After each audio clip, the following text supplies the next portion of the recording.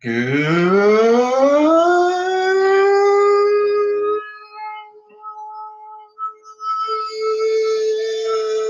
evening, SportsZonians. Happy New Year to all. I am your host, Mike Aguilar, and thank y'all for joining us for This Is Sports Zone. Coming to you live like we do each and every week here via the IB95 Sports and Entertainment Radio Network. We got a good show for you tonight.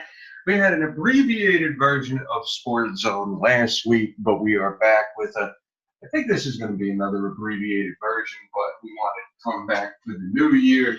Obviously, you had Christmas last week. Today is New Year's Day, so happy holidays and a happy New Year to all. No Dave Hastings with us tonight, but we will be joined by Eric Tressler in a matter of moments here. We got a lot to talk about tonight. We have the end of the NFL regular season to talk about.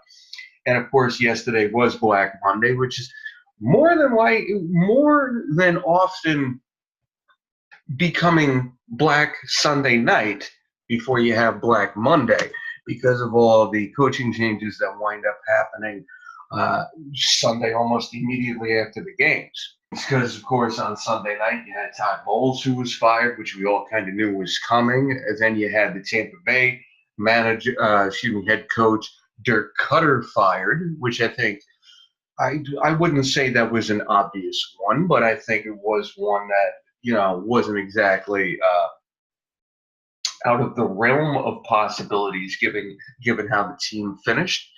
And then Sunday, you had the rest of the coaching terminations. I'm just getting to the list right now. Vance Joseph was fired for the Denver Broncos. I believe that happened Sunday night. Arizona fired Steve Wilkes after only one season, which I don't know if you could call that a huge shock, considering that they performed so poorly this year. But, of all these coaches who got fired, whether it was Hugh Jackson in Cleveland earlier in the season, Mike McCarthy in Green Bay, Marvin Lewis finally getting fired with the Bengals after 16 seasons, Cutter had a few years, Bowles was the head coach for 4 years, Vance Joseph had a couple, this was his second season, Adam Gase in Miami, this was his third season. Wilkes was the only first-year head coach to be fired.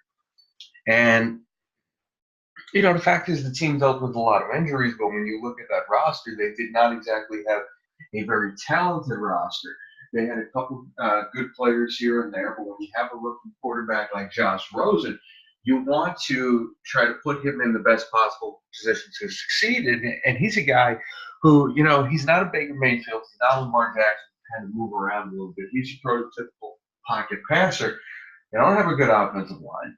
Outside of Larry Fitzgerald and David Johnson, they don't really have a lot of weapons for him to work with. I just read an article on Yahoo Sports who puts the failure of the team's season more on the general manager, and it's really hard to argue with that. So that's the one that you kind of look at and go, was it really justified after only one season? So, but we'll get into the coaching firings and where these teams will wind up going with Eric when he gets here in a couple minutes. Obviously, your playoff picture is now set. Looking at how the playoff picture is, you have the Kansas City Chiefs who took the top spot in the AFC. The Patriots get the number 2 seed. And it will be interesting to see how that plays out if both the Patriots and the Chiefs do make it to the conference championships, because I saw a stat the Patriots never wind up winning in the playoffs when they were on the road. So it'll be very interesting to see how that game plays out. And we know the Chiefs have had past success against the Patriots too. Having said that, Andy Reid ain't exactly the most I don't know the word. He ain't exactly the best when it comes to the postseason, though. But with that, we bring in Eric Tressler to the program. Eric, how you doing tonight? Happy New Year, my friend. Happy New Year to you too. Yeah. Doing well. How you doing? Not too bad. It's been a crazy time at my job, but I am enjoying a little time off before I got to go back to the grind tomorrow. So Hope you had a good holidays, my friend. Did you get to see any movies over the holidays? I saw Aquaman. I You saw? liked it. Yeah, I thought Aquaman was all right. It did not need to be too as long as it was, though. But it was okay. I was okay with it. I was okay with all of it. I thought it was all right. I thought it moved along. There was enough action and movement in there for me. Yeah, I got the connection. I got it. I didn't have a problem with the movie. I thought it was good. I'm more leaning towards the audience score than I am the critic score on this one. I don't think the critic score was that bad, though. I think it was still sort of 63 or 4 on Rotten Tomato, I think, or 67. It was in the 60s on Rotten Tomato. Yeah, but And then the audience score gave it like an 82 or something like that. And I was more towards like that end of the spectrum. I enjoyed it. I thought it was a fun movie. And I think Jason Momoa fits that character really well. So, you know who I actually thought was really good in that movie? And my cousin David's chiming in the chat room. He says, last hour was great. First part was slow. I thought Dolph Lundgren was actually really good in that movie. And it was surprising to me because you see actors like that in these comic book movies. Like when Stallone was in Guardians of the Galaxy 2, and he's trying to do that space Marvel dialogue, and I'm just cringing through the whole thing. They gave it to Lundgren. I thought Lundgren actually did pretty good with his dialogue, though. I liked him in the movie. Yeah, no, I didn't mind him. I thought it was good. I enjoyed the movie. I had fun with it. I'll tell you this. I haven't had a chance to say this to anyone. I don't know what it is, but, they did the de-aging technology early in the movie for Nicole Kidman, and the guy, I think his name is Tamara Morrison, the guy who played Aquaman's father. And I don't know what it is, but when Marvel does anything CGI except the last hour in Black Panther and the de-aging technology, they usually do it very well. I thought the de-aging technology was horrible in this movie. I didn't mind it too much. I look past that. It's a movie. It's not real anyway. You're there watching a superhero. You know what I mean? You're seeing fit. It's you gotta take it for what it is. So I mean, I don't look at the CGI and go, oh man, I wish it would have, things have been cleaned up a little more, done a little differently, probably. But I don't think it takes away from any of the movie for me, anyway, personally. No, I feel the same way about Justice League. Like, I don't think about the mustache gate that everybody talks about with Henry Cavill. I don't see it that much unless I really look for it and I concentrate on it. I don't know. If I'm just paying attention to the movie, it doesn't bother me. I thought that one was pretty obvious, but no. What made me laugh at it's just this thought that I don't know what Marvel does, but it's like they have all the good CGI studios and they pay them extra not to work with DC or something, and that just kind of made me laugh. So anyway, I'll tell you, movies. Anyway, I think this was a successful movie though for DC. It was good. I think you'll end up seeing another one. Yeah, no, you'll see an Aquaman too. No, I liked it. I definitely thought it was a good movie, but did you get to see it enter the Spider-Verse, the Spider-Man animated movie? I did not. The only one I saw was Aquaman, actually. That was that is one of my favorite movies of the year. I love that movie. That movie is awesome. But I tell you, another movie I got to see that I would definitely advise anyone to check out is Vice with Christian Bale and Dick Cheney. I saw that one last week. And here's the thing. Have you ever seen The Big Short with Christian Bale and Steve Carell and Ryan Gosling? It was about the real estate crash of 2008 and all that stuff. I might have seen it a few years ago, but I don't really remember it. All right. Well, I bring that up because it's directed by the same guy, Adam McKay, who directed the Anchorman movies, and he was a writer on Saturday Night Live. He was in certain sketches on Saturday Night Live. And I bring that up because that movie dealt with a serious subject and was very funny. This movie had some funny elements, but it's a very haunting movie when you think about the power that Dick Cheney had. But it's an awesome movie. And Christian Bale needs to be nominated for an Oscar for that movie because he was amazing as Dick Cheney. And I would definitely advise checking that movie out. A movie not worth checking out that I sat through is Holmes and Watson. I've heard that's absolutely horrific. I wouldn't say horrific, but it was definitely disappointing. I was expecting better. I was. I thought I thought John C. Riley and Will Ferrell would have been. I was looking forward to see what they would do, and yeah, it's definitely not good. It's definitely not good. I'll say that. All right. So let's get into some other stuff here. Let's talk. Let's start with the NFL here first. Um, so we had Week 17 in the NFL. Regular season is over. Let's start with all these coaching firings that happened over the last few days here. We have 8 head coaching vacancies going back to when Hugh Jackson and Mike McCarthy were fired by the Browns and Packers earlier in the season. Tampa Bay fires Dirk Cutter. Jets fire Todd Bowles to the surprise of absolutely no one. Denver fires Vance Joseph. Miami fires Adam Gase. Cincinnati finally parts ways with Marvin Lewis. And Arizona fires the first-year coach, Steve Wilks. So of these firings, what stood out to you the most? None of them really. I mean, you don't see them all coming pretty much. Arizona was awful all year. Adam Gase really hadn't produced. Miami, if I'm not mistaken, they got rid of Tannehill too, right? Well, I don't know if that's official yet, but it sounds like they're going to get rid of him. I'm pretty sure. I don't know. I heard it was pretty official. No, I could be wrong on that. I was under the impression it was going to happen at some point this offseason. I haven't heard it was official yet, though. But anyway, I'll tell you the one that stood out to me, and I had mentioned this before you came on tonight, because I was just reading an article about it.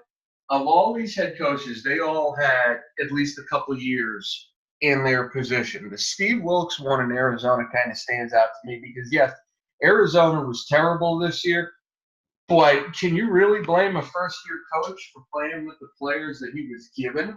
Because is it really? Yeah, he drafted a young quarterback. They have talent. Yeah, but they had no. It's not like they're talentless there. They're pretty barren when you think about it. The offensive line, you have a prototypical pocket passer. You don't have a guy who really moves around, and then you have an offensive line that can't really compensate for that. Can't really protect the guy. Is that really the first-year head coach's fault, or is that more on the general manager? No, it's on both of them. Yeah, but again, I don't think Wilk showed enough. I don't think the team got behind him. I don't think that it was a good fit. Mm-hmm. I think that in today's day and age, in today's NFL, especially when it comes to young QBs and young talent, and they've spent a very high pick on Rosen, they want to get somebody in who's going to come in and work with him to make him the best he can be. And I don't think they felt that Wilks was that guy. Yeah, but in my opinion, and you could be right on that. I'm not really going to dispute you on that one. But I think he should have at least given him more than 1 year just to see what he could do and try to turn over that roster a little bit and see what we do with some more talent on there. Because you have an aging defense as well. It's not just on the offense. The defense didn't exactly perform this season. Like I give you an example here. I've never liked Pat Shurmur as a head coach. And the Giants, I think we could both agree, underperformed this year. Now, you put that on the players, yeah, sure.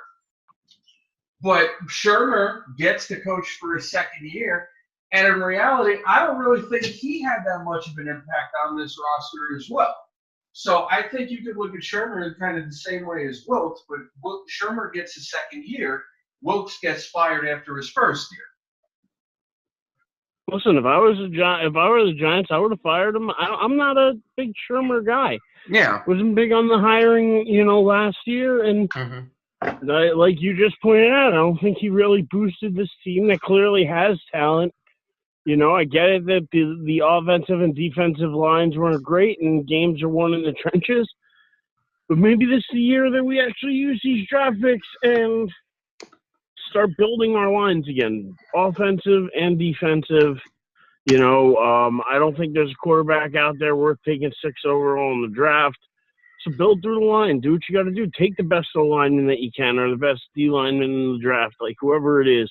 Especially we need an interior D-lineman in the worst way. And there could be a couple guys at the top of the draft that could do that. So, yeah, I don't know. I definitely don't think QB is the way, but I don't think Shurmur's the way either.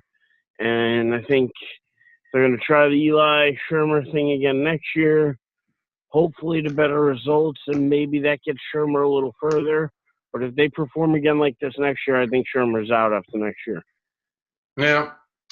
Yeah, I definitely agree with you on that one. But we could look at the Giants for the draft next year. If I'm not mistaken, they have the 6th pick in the draft next year, right? Yeah, 6th. That's what I'm saying. There's no QB out there. Haskins is probably the best one to come out of Ohio State, and he's not that good. He's not worth taking 6th overall. He may not even be worth taking in the first round. QBs coming out this year are not the cream of the crop. They're not what a lot of people even predicted last year to be. Or not even close to what last year's crop was. So I don't think it's worth stretching for somebody. You know, who else are you going to bring in? I've heard people kick around Nick Foles' name because he's worked with Shermer before. I've heard people, throw around other names that maybe the Giants could be interested in if they got rid of Eli, Teddy Bridgewater, or apparently possibly a Flacco, possibly. So they're, but I don't want them to go that route. I think that if they're going to keep Shermer and they're going to keep this train rolling, try it for one more year. I think they need to build offensive and defensive line in this draft. I think it needs to be a heavy, heavy focus on both of those aspects, possibly even a linebacker if we can get one in there somewhere, and see what next year can bring. Odell, Barkley will be in his 2nd year. Hopefully the line, congeals a little better. They were way better the second half of the year after the really rough start. So, second half of the year they played close to 500 ball, or 500 ball. So, they can turn it around. They can turn it around quickly, but they got to make the right moves. Yeah. Now let me ask you real quick, because I'm not advocating getting rid of Eli for next season either. My cousin is pointing out that Haskins played well at the Rose Bowl tonight.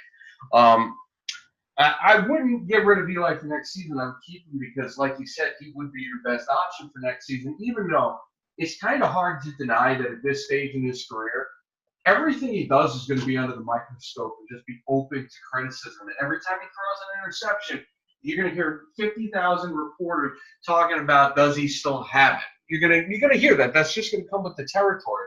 Having said that, though, you said you don't really think any of these quarterbacks are really first-round worthy, or at least worthy of that number 6 pick.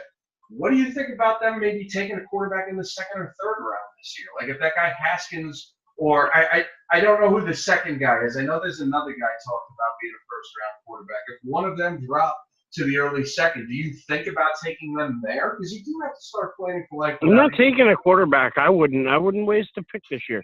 I said they took a quarterback last year in Kyle Lauletta. Keep him on the bench. They don't need to draft another quarterback this year if their plan is to keep Eli for one more year. I think if anything, you see how the start of the year goes. If it's going well, it's trending up next year, and they have a chance to do something, you roll with Eli and you see where it goes. If by some chance halfway through the year they started like they started this year and go 1-6 or 1-7 to start the year, then I say you tank for Tua and so you grab a quarterback in next year's draft, because I think next year's quarterback crop will be a lot better. So you wouldn't even think about taking one of these guys in the 2nd or 3rd round, then? No, I wouldn't touch him. I wouldn't touch him with a 10-foot pole. Fair enough. Okay, fair enough. Tank for Tua, huh? So we had suck for Sam, and now you are coining the phrase tank for Tua, huh? Okay. Tank for Tua, you got to do it. I mean, listen, I don't know if you saw what I saw the other night watching that game. He went 25 of 27 was it 23 of 27 for 318 yards and 4 touchdowns. I mean, come on. Yeah, all right. Who doesn't want some of that on their team? Yeah, and that's just what he's doing, throwing the ball. It's not even what he can do. He's mobile enough. He moves in the pocket. He is not a stoic, stand in the pocket quarterback either. He's a gamer. He's got a really good head on his shoulders. I think he's going to win the Heisman next year, hands down. He came in 2nd place in the Heisman, got the got the highest amount of 2nd place votes ever for a Heisman candidate. And he didn't even play the fourth quarter in any game this year until the SEC championship game. Huh. He didn't play the fourth quarter. Everything he did was quarters 1 through 3. I think that is absurd. That's amazing when you think about it, yeah. It really is. I mean, if you put him in the game next year, because Jalen Hurts is gone, Jalen Hurts is out after this year, and you got to play 2 for 4 quarters next year, he's going to do a lot of damage, and I think he's got to be that. He's definitely the hands-on favorite to win, or odds-on favorite to win the Heisman next year, and I think that there's shy of injury, there's nothing really stopping him. Yeah, fair enough. Fair enough. All right, real quick, let's look to the wild card weekend. Like, we'll do our picks. Hopefully, Dave will get us his picks at some point this week. But we'll at least look at the 4 games this week. I think most of them are pretty straightforward. If I'm going to be honest, we got Indy playing Houston. In Houston, that's one of the Saturday games. Then the later Saturday game, Seattle going into Dallas, take on the Cowboys. Then the Sunday games are the Chargers taking on the Ravens in Baltimore, and Philadelphia taking on the Bears in Chicago. So let's start with Indy and Houston. Who you got in this game here? Taking Houston. I like what Indy's done this year. They've bounced back. Andrew Luck's played really well, but Deshaun Watson's a really, really good player. And they got a lot of talent. They're playing well in Houston, and I think Houston takes it. I'm going to go with the upset here. Because Houston has played well this year, no doubt. I've been very impressed with the way Luck has come back, the fact that he finally has an offensive line, and the fact that they finally have a somewhat legit defense there. We know what Luck can do in the playoffs, because the last time he was in the playoffs, he made the championship game. So I still think you got that vintage Andrew Luck there. And as great as Watson is, the better quarterback is Andrew Luck, in my opinion. I'm going with Indianapolis here. I'm saying upset. So now we have Seattle taking on Dallas, and I have to laugh at this matchup because we all remember what happened the last time Seattle took on Dallas, and I believe that game was in Dallas too. What was it, 15, 16 years ago now, at least? Well, with Tony Romo? Yeah. No, it wasn't that long ago. I think it was 2008, maybe. No, it was before. It was before that. I think it was less than 15 years ago, but not by much. I think it was 2006, if I'm not mistaken. Because it's only 12 years ago, 13 years ago. 13. Okay, I was close though. 15 was close because I remember where I was when that happened. I remember exactly what I was doing. That's how much that incident has freaking scarred me.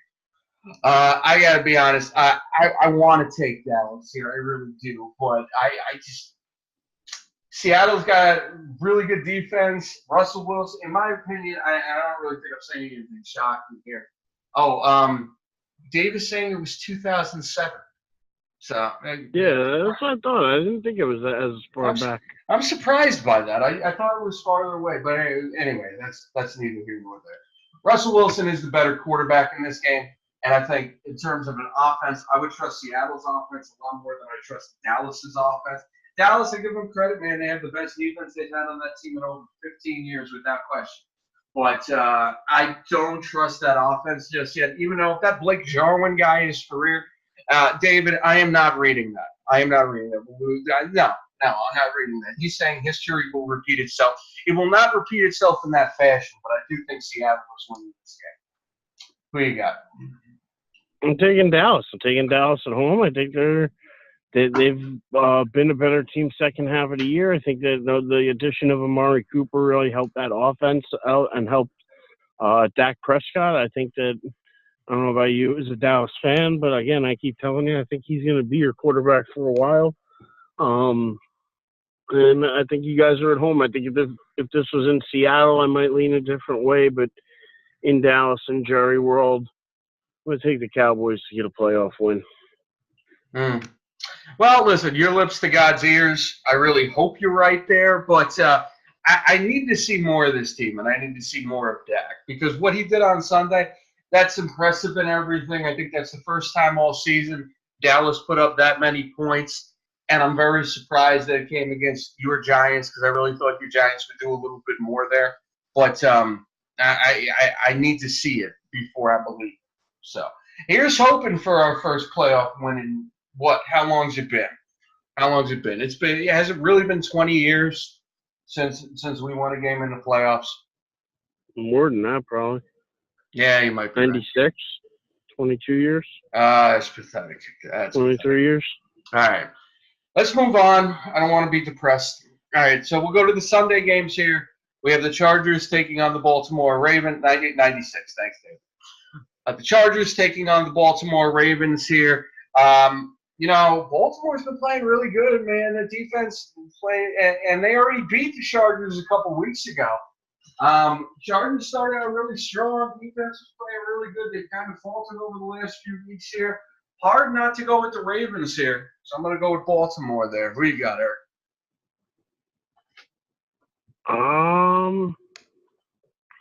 Should Baltimore? The first thing I think we have to talk about, should Baltimore even be here? How do you mean? Did you see any of the Browns game? Did you see any of the game this weekend? Did you see the play where Lamar Jackson jumped into the end zone? They called it a touchdown, but it wasn't a touchdown.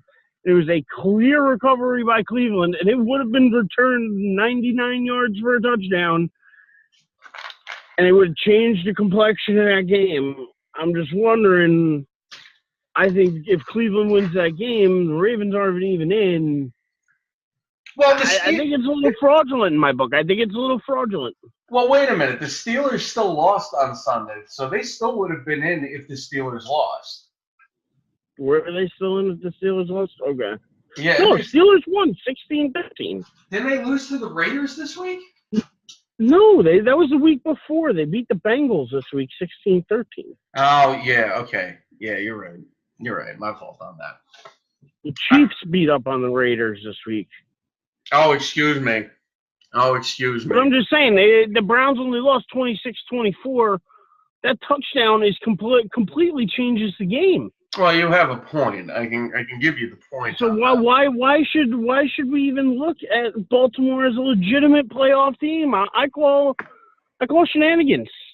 Hey, it doesn't matter. For that reason, I'm not taking them. I'm going with the 12-4 Chargers. They've surprised me all year. I didn't think they'd be this good. I'm gonna jump on the Charger bandwagon and let it keeps rolling right over these Ravens, who shouldn't even be there in the first place. Listen, I'm gonna stay with the Ravens. I'm gonna stay with them. Regardless of how they won the game this past week, they still got a pretty decent streak of momentum on their side. And like I said, they did beat the Chargers 2 weeks ago on a Saturday. So I'm gonna stick with my pick on that. I'm gonna stick on that. Let's go to the last game here. We got Philadelphia taking on the Chicago Bears. Philadelphia sneaks into the playoffs with Nick Foles as the quarterback over Carson Wentz.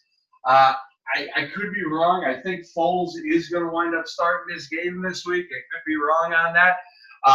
I'm going to give it to the Bears here in Soldier Field. I'm going to give it to the Bears. I'm going to give it to that defense. What do you got?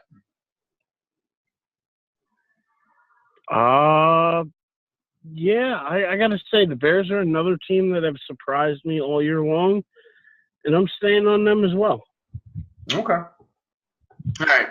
Fair enough. So that's what we got there. Now, for the last little part, let's give you a couple minutes here. I know you want to talk some college football here. So what is it? It's Bama and Auburn in the championship game next week, right? Or Clemson. No, Clemson. Bama and Clemson. Excuse me. I corrected myself there. I apologize. Clemson, yes. So what, is this the third straight matchup of these teams? Did I read that right? Well, it's the third time they've met in the championship game. They've split it 1-1 in the championship game, but I think it's the fourth time they've met overall. And they might have met the last three in a row, but I think the one of the years they met in the first round, though. I got you. So do I have to ask who you're taking here? Well, no, I'm taking Bama. Right now it's actually only a 6-point game, but this is also a reason why college football isn't ready for the playoffs to expand yet. Okay. Because I don't know if you noticed that the shellacking that Clemson put on Notre Dame, who was supposed to be the number 3 team in the country, 30-3, ended up beating them. And then Bama comes out and it pretty much almost instantly goes up 20-0 on Oklahoma. And from there, the rest of the game was just, Bama put it on cruise control pretty much from there. So it's just clear as day that these two teams are the top two teams. And I don't care if you would have expanded it to 8 or 16 teams, you'd still end up with these two in the finals. So I don't know if college football is quite ready to expand the playoffs or should expand the playoffs yet. But I definitely think the right two teams made it. Now let me ask you a question, because I heard this come up again. I think it was with Michigan, how a bunch of players didn't play for whatever bowl game they were in. It kind of hurt them in that bowl game. It seems like every year there's always a scenario where at least a couple star players wind up sitting out of the bowl games, kind of because they don't want to get hurt going into the NFL draft. And while I understand that, how do you look at that? Do you look at that as something that they should try to discourage heavily, or do you agree with the players for not playing during the bowl games? No, listen, if you are there, you're giving up on your team, you're giving up on everybody. And what does that show NFL teams that, oh, I didn't want to play the one extra game in case I got hurt? No, that's never a good optic. It's never a good look. It's just never the right way to approach it, in my opinion. And, bowl games sometimes are games where you could stand out even more and make a statement. You look, a couple of years ago, you had the South Carolina game that pretty much put Jadeveon Clowney on the map when he had that vicious hit coming through the line and knocking off the Michigan Wolverines guy helmet, with the hit. He hit him so hard. That was the hit of the year. And it put him on the map and got him drafted really high by, Houston. So, you play in these games. This is what you do. This is how you make your mark. And sitting out, I don't see any benefit to it. I think it's a selfish move, and I think it shows a lot about people's character. I totally agree with that sentiment there. I'm not a fan of something like that. But let me ask you something. Going back to what you were talking about with expanding the playoff a little bit. Now, I agree with your point that, in regards to all the blowouts, that expanding it doesn't necessarily mean that you get more competition with things like that. But do you think expanding the playoff will kind of prevent something like that if the game means more, as opposed to just because there's like 30 bowl games out there? Too many bowl games, But that's, again, bowl games are just money games. Everybody gets paid, you know what I mean? That's why you try to get to them. But I don't think expanding the playoffs does anything for anybody. And I don't know, the bowls, the way they're currently constituted, yes, something should be done about them. But as for right now, I just don't know what that game plan is. So for now, I think you leave it status quo and you keep it going. I think it's exciting football right now to watch. You have some good games. Today you had Penn State and who did they just get beat by? Kentucky, who actually had a really surprising year. It's the first time since 1977 that Kentucky has had a 10-win year, which is huge for that school because they're known for basketball. They're not known for football. And to come in and beat a program like Penn State, too, in a bowl game is big.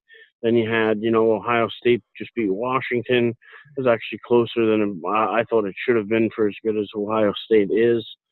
And, you also had LSU take down UCF. UCF's 25-game win streak was finally snapped. 2 straight years they went without losing and finally got beat by LSU in a game that was pretty close. So, my hat goes off to those UCF guys. I think they've had a hell of a 2-year run. And I think they should have had their chance at the college football playoff, but, they got swallowed up by a different SEC school instead. And, I don't know. It's been some fun football to watch the last couple of days. Yeah, I get you on that. Now, real quick, we got about 10 minutes left here. Let's switch to baseball a little bit here. I want to talk because we're getting closer to the Hall of Fame vote. And I know, we had talked about Harold Baines and Lee Smith a couple weeks ago. And as much as I agreed with the point that, Baines getting grease the wheels for Edgar Martinez to get in. I'm a fan of Edgar Martinez. I still don't believe Harold Baines is a Hall of Famer. But, one thing that I had heard this week is apparently there's a couple websites that track the votes that have been made public so far. And according to this website, you got 4 players who are kind of on the brink of getting in the Hall of Fame. You have Edgar Martinez, Roy Halladay, Mariano Rivera, and Mike Mussina. And it looks like Andy Pettitte doesn't even have 10% of the vote yet. I want to talk about kind of the case between Mike Mussina and Andy Pettitte. Now, if I have to pick one of these two to go in the Hall of Fame, I would pick Andy Pettitte personally. Mussina might have a better regular season record, but he never won 20 games in a season until like his last season in the league, if I'm not mistaken. And Andy Pettitte is widely considered one of the best postseason pitchers of all time. So that's kind of my thoughts on that, but I wanted to hear your thoughts on that and hearing that these 4 are kind of the closest ones to getting into the Hall of Fame. I mean, Mussina's borderline. I think Pettitte eventually deserves to get in, but he's got that cloud of he actually admitted to using PEDs. Yeah. He admitted to using, saying that he used when he was coming off the elbow injury to try to recover. At least he didn't deny it, but he has that over his head. And because of that, he's not going to get the percentage of the vote he needs right now till more of these guys start getting in, and then he'll get some more recognition. In the meantime, Mussina's been on the ballot, if I'm not mistaken, for a few years, right? And he just hasn't been able to break through. I'm trying to look it up here. I don't think he's been on it that long. I think he's only been on it for a couple of years. You don't have to be out of the league 5 years, and he's been out of the league almost. It got to be 10 or 15 almost. I don't know. He's been out of the league since he wasn't with them in 2009 when they won. Yeah. Okay, you're right on that. So that would have been 2000. Okay, yeah, all right. So I guess he's been on there for about 5 years. Yeah. So I mean, he just isn't breaking through. So I don't know if this is a year. I don't know how Mariano Rivera wouldn't be a unanimous decision. Again, I think him and when Jeter's name comes up, I think there's no way you can't look at these guys and not put them in first ballot. In my opinion, I think it's just and to those writers that don't ever want a unanimous person, man, I can't stand those people. Recognize talent. And so, a guy like Mariano, he's the greatest ever at the position. He deserves it as much as anybody else who's in there. So, well, I do think part of that is because of the cloud of he was just a relief pitcher and he only pitched that one inning. Now, I agree with you. He's the greatest closer of all time. Definitely deserves to be in. I don't really think that unanimous thing really means anything, though, because one player has got the unanimous, and that was Tom Seaver, if I'm not mistaken. One player out of every Hall of Famer, he's the only one who's got it. I don't think that unanimous thing really means anything. But to go back to it, like you said, Harold Baines kind of greased the wheels for Edgar Martinez to get in. I think the inclusion of someone like Lee Smith, maybe a couple people who wouldn't have voted for him do wind up voting for him, and that leads to at least closer. I don't think anyone's getting a unanimous Hall of Fame ballot. I just don't think that's going to happen with anyone. I mean, Griffey, he had like 98%. He was left off like 2 votes, if I'm not mistaken, the year he got it, right? Something like that. Yeah, it was only a couple. Yeah, and my cousin points out there's a Boston Red Sox writer who's not voting for Rivera out of spite. So, I mean, these writers aren't exactly the greatest. I mean, we know what we get with the writers. We get spite, we get old grudges, we get things that are not really accounting for the talent on the field. That's just the way it is. And you can say what you want about them, but at least, in my opinion, at least the Hall of Fame writers would not have voted Harold Baines in. So, I mean, no group of voters is perfect here, in my opinion. Now, we got a little under 5 minutes. But is it still the Hall of Fame, or is it just the Hall of the Very Good? Well, I think for the most part, it is a Hall of Fame. You're talking about the fact that Bonds and Clemens aren't in, right? No, I mean, there's a few people that deserve. I mean, listen, I always think Pete Rose should be in it too. You know what I mean? If you let all these other guys in. I have no sympathy for Pete Rose not being in the Hall of Fame anymore. I don't. The guy's never admitted that he had a problem doing freaking commercials for a casino in Vegas that I saw a couple of years ago. I'm sorry. I know when we did the live show back in 2012 and 2013, you and me were on the Pete Rose bandwagon. If you're going to let the steroid guys in, you have to let him in. I'm off that bandwagon now. Yeah, Pete Rose is great and everything. Pete Rose is not in the Hall of Fame because Pete Rose is a scumbag outside of baseball, and I'm fine with him not being associated with baseball. I'm fine with it. Yeah. Charlie Hustle. I had a problem with it. I mean, listen, we can go back on that one forever. And Joe Jackson should be in before Pete Rose. No, I don't necessarily agree with Shoeless Joe Jackson being in. If you look at his career stats, it's debatable on that. It's very debatable. Well, no, but to ban him for the Black Sox scandal is a bit ridiculous. When he in that World Series hit, I mean, I think he hit well over 400 that World Series. You can't say that he was phoning it in. I don't care what you say. You don't play that well and tell me that you're tanking. I agree with that, but it's also not a certainty that if he wasn't banned, he would definitely get into the Hall of Fame. I think there's an argument that even if he wasn't banned, he might not make it into the Hall of Fame. That's all I'm going to say there. But I want to do this real quick because we got about 3 minutes left here. Is Roy Halladay really a first-time nominee getting into the Hall of Fame? Because I don't 100% think he is. I think some of it is sympathy because of the way he died, which was a tragedy. But I think when you look at his numbers, I don't think he's a first ballot Hall of Fame. No, I'm with you there. I don't think he's a first ballot guy. But is this his first year on the ballot? Because hasn't he been out more than 5 years? Well, they might have granted him the exception because of the death. But, no, this is his first year on the ballot. I'm saying, hasn't he been out more than 5 years? When was the last time Halladay pitched? I mean, it has to be more than 5 years. I could not. Let me look that up real quick. But I think it has been 5 years, if we're being honest. I thought it might have been a little less. Yeah, 2013. 2013 was his last season in baseball. Yeah. No, he's right on. I think he was great. I think he won a couple Cy Youngs, if I'm not mistaken, right? Is it 2? I think he did. I think 1 in each league. I think he did that. And, he was great, but I think if you're going to put a guy like Messina in, then you probably put Halladay in. But I think if you're leaving Messina out, I think it's okay to maybe leave Halladay out. Either way, I think Mariano deserves a spot in there well before either one of them. Yeah. As far as pitching goes, I don't care if he only pitched 1 inning. He was the greatest ever to pitch that 1 inning. Yeah. And there are other guys in there like Trevor Hoffman and Lee Smith that were great at it too. He's the best. There's never going to be another one.